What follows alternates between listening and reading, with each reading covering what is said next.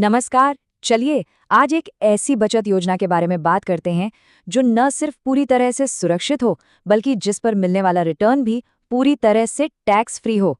जी हाँ, हम बात कर रहे हैं सरकार की एक बहुत ही दमदार स्कीम पीपीएफ के बारे में।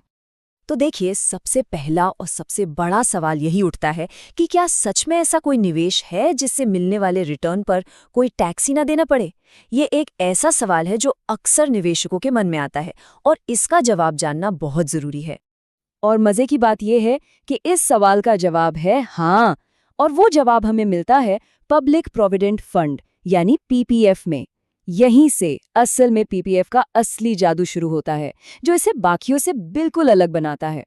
अब पीपीएफ की जो सबसे बड़ी ताकत है ना, वो है इसका ईईई स्टेटस।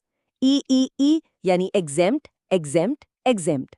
इसका सीधा सा मतलब है कि इसमें 3 अलग-अलग लेवल पर टैक्स से पूरी तरह से छूट मिलती है। और यही वो चीज है जो इसे इतना खास और पावरफुल बना देती है। तो ये 3 ई हैं क्या? चलिए एक एक करके समझते हैं। पहला ई है इन्वेस्टमेंट पर छूट, मतलब हर साल जो 1.5 लाख रुपए तक जमा किए जाते हैं उस पर सेक्शन 80C के तहत टैक्स बचता है। दूसरा ई है ब्याज पर छूट, जो भी ब्याज बनता है उस पर कोई टैक्स नहीं। और तीसरा और आखिरी ई है मैच्योरिटी पर छूट, जब 15 साल बाद सारा पैसा वापस मिलता है तो उस पर भी जीरो टैक्स। ठीक है, टैक्स बेनिफिट्स तो वाकई जबरदस्त हैं, लेकिन अब सवाल ये उठता है कि आखिर ये योजना है क्या चीज और ये काम कैसे करती है। चलिए इसकी थोड़ी और गहराई में चलते हैं। बहुत ही सीधे साधे शब्दों में पीपीएफ सरकार की गारंटी वाली एक लॉन्ग टर्म सेविंग स्कीम है।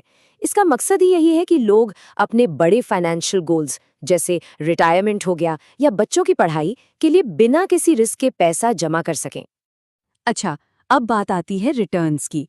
तो फिलहाल इस पर 7.1% का सालाना ब्याज मिल रहा है। और याद रखने वाली बात यह है कि ये 7.1% का रिटर्न पूरी तरह से टैक्स फ्री है। सरकार हर 3 महीने में इसे रिव्यू करती है, जिससे ये एक भरोसेमंद और स्टेबल इन्वेस्टमेंट बन जाता है। तो सवाल ये है कि कौन इसमें पैसा लगा सकता है। देखिए, कोई भी भारतीय नागरिक अपना पीपीएफ खाता खुलवा सकता है। यहाँ तक कि किसी बच्चे के नाम पर उसके माता पिता या गार्जियन भी खाता खोल सकते हैं। लेकिन एक बात का ध्यान रखना जरूरी है, एक व्यक्ति का सिर्फ एक ही पीपीएफ अकाउंट हो सकता है। और हाँ, एनआरआई नया पीपीएफ अकाउंट नहीं खोल सकते। ठीक है, तो बेसिक बातें तो समझ आ गईं। अब जरा इसके निवेश से जुड़े कुछ जरूरी नियमों पे भी नजर डाल लेते हैं। इस स्कीम की सबसे अच्छी बातों में से एक है इसकी फ्लेक्सिबिलिटी। 1 साल में सिर्फ 500 रुपए से भी शुरुआत की जा सकती है और ज्यादा से ज्यादा 1.5 लाख रुपए तक जमा कर सकते हैं। और पैसा जमा करना भी बड़ा आसान है। या तो एक बार में सारा पैसा डाल दीजिए या फिर अपनी सहूलियत के हिसाब से साल में 12 किश्तों में थोड़ा थोड़ा करके भी जमा किया जा सकता है। पीपीएफ एक लंबी अवधि की योजना है। इसकी मैच्योरिटी 15 साल की है, लेकिन इसे सिर्फ एक लॉक इन पीरियड की तरह नहीं देखना चाहिए। ये एक पूरा वित्तीय सफर है। ये टाइमलाइन देखिए, इससे पूरा सफर साफ समझ आ जाएगा। जैसे ही 3 साल पूरे होते हैं, खाते पर लोन की सुविधा मिल जाती है। 7वें साल से कुछ पैसा निकालने का ऑप्शन भी खुल जाता है। 15 साल में अकाउंट मैच्योर होता है और उसके बाद भी अगर चाहें तो इसे 5-5 साल के लिए आगे बढ़ाया जा सकता है। तो मतलब साफ है, 15 साल का लॉक इन है, जरूर है, लेकिन इसका ये मतलब बिल्कुल नहीं कि पैसा पूरी तरह से फंस गया। जैसा हमने देखा, जरूरत पड़ने पर बीच में भी फंड्स तक पहुंचने के रास्ते मौजूद हैं। इन ऑप्शंस को थोड़ा और समझ लेते हैं। तीसरे से छठे साल के बीच लोन ले सकते हैं। 7वें साल से पार्शियल विड्रॉल यानी कुछ पैसा निकालने की सुविधा मिल जाती है।